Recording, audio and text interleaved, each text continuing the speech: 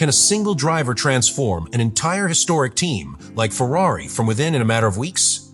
What if that pilot not only drives but dissects, rebuilds, and teaches to think like a factory of champions? Stay, because what Hamilton is doing in Maranello is much more than driving. Ferrari and Lewis Hamilton arrived at the Mexican Grand Prix carrying not only the weight of expectations, but also a recent history of disappointment, failed adjustments, and an almost desperate need for reinvention. The 2024 season, although better than the previous ones, made it clear that the Scuderia was still a team anchored in old habits, with flashes of competitiveness that were not fully consolidated. The aerodynamic improvements introduced midway through last year had been inconsistent, their race execution erratic, and most worryingly, their identity as a team was diffuse. Neither the leadership of Frédéric Vasseur nor the talent of Charles Leclerc were enough to restructure a giant that seemed condemned to stumble upon the same mistakes as always. In that context, Hamilton arrived, a movement that was announced with great fanfare, but that many understood as a last dance for a legend in search of a decent farewell. What was not seen coming was the way in which the Briton, with more than a decade of experience at Mercedes, would use his knowledge like a surgical scalpel to open Ferrari's technical structure and redesign it from within. But before that, he had to face his own reality. The start of the season was tough. The debut in Australia was a slap in the face of humility, without rhythm, with adverse conditions, and involved in strategic decisions that left him out of any real fight for important points. Leclerc was still the leading driver, and Hamilton, although with a name, was still a foreign body within the Red system. The interesting thing, the crucial thing, is that Hamilton did not break down. He did not take a supporting role or ask for patience. He took a radically different stance, taking full responsibility for the team's transformation. That's when a silent countdown to the Mexican GP was activated. An opportunity not only to improve results, but to send a message that Ferrari was no longer the same. That Hamilton's arrival was not cosmetic, but structural.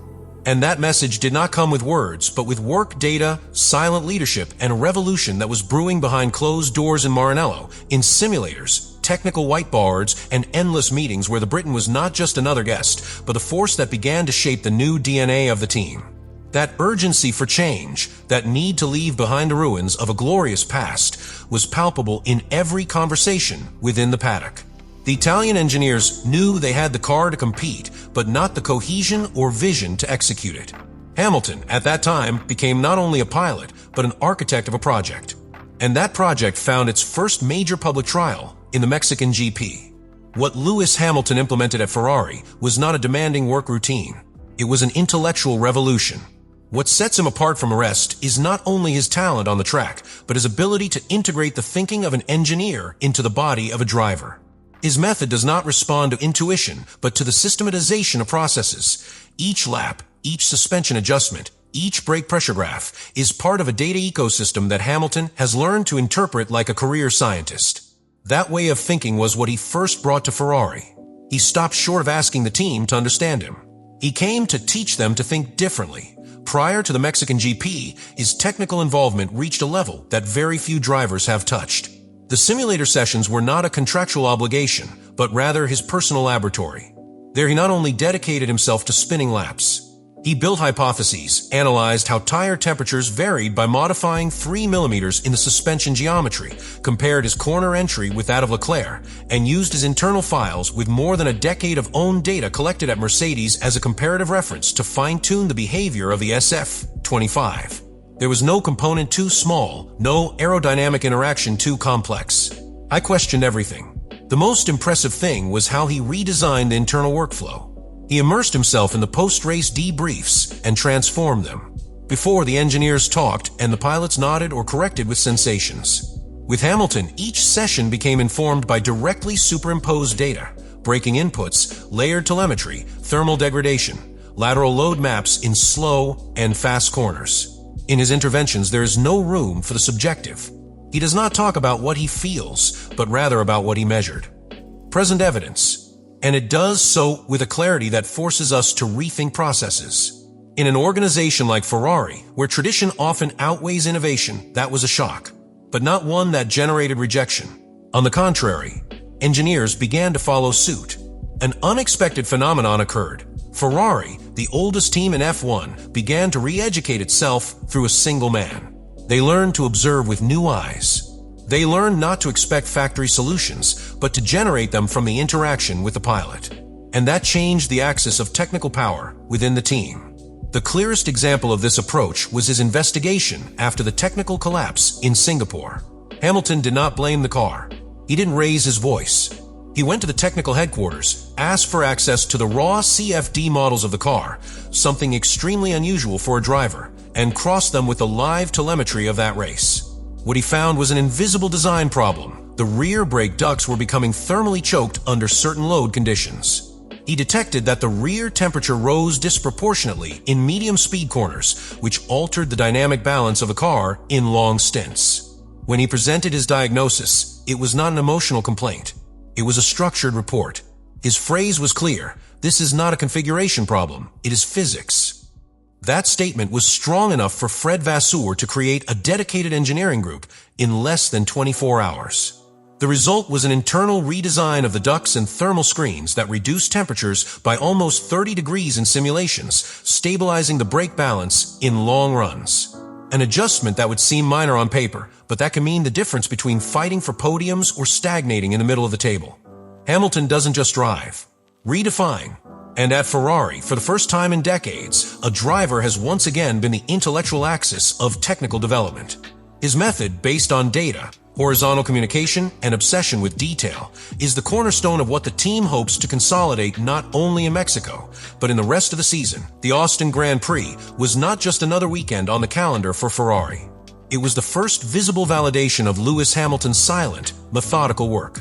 After a disastrous Friday, in which both he and Leclerc were off the pace, with more than 0.8 of a difference from the provisional pole, everything indicated that the team would once again repeat its classic pattern of frustration, starting badly, adjusting little, and settling. But what happened was radically different, and it was not the product of a stroke of luck or last-minute inspiration. It was a direct consequence of the philosophical change that Hamilton had been cultivating from within.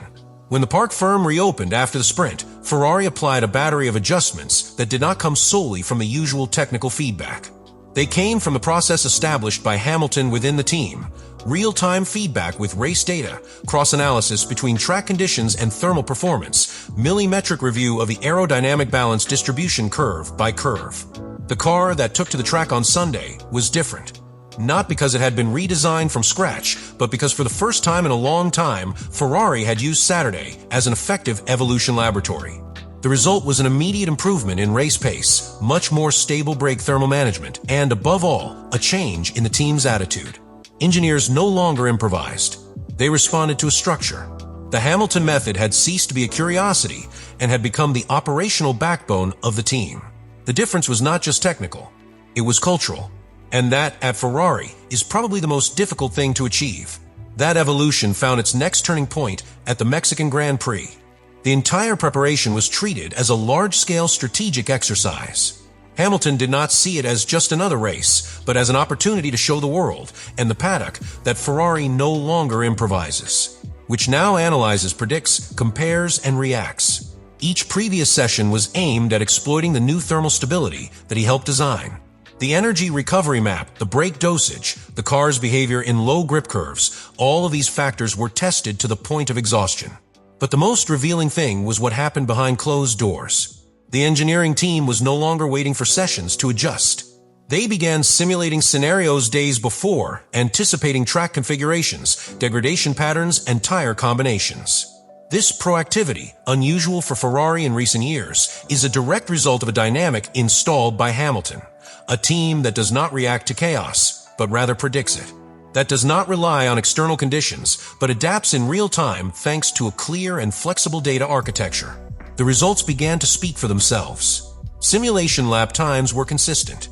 Long runs showed linear behavior without sudden drops in performance. And for the first time all season, both the car and the team seemed to speak the same language. There was no longer that gap between what the driver needed and what the car offered. There was synergy. Now it's your turn. Are we facing a true rebirth, or simply another chapter of fleeting hope for the Scuderia? Leave me in the comments what you think of everything.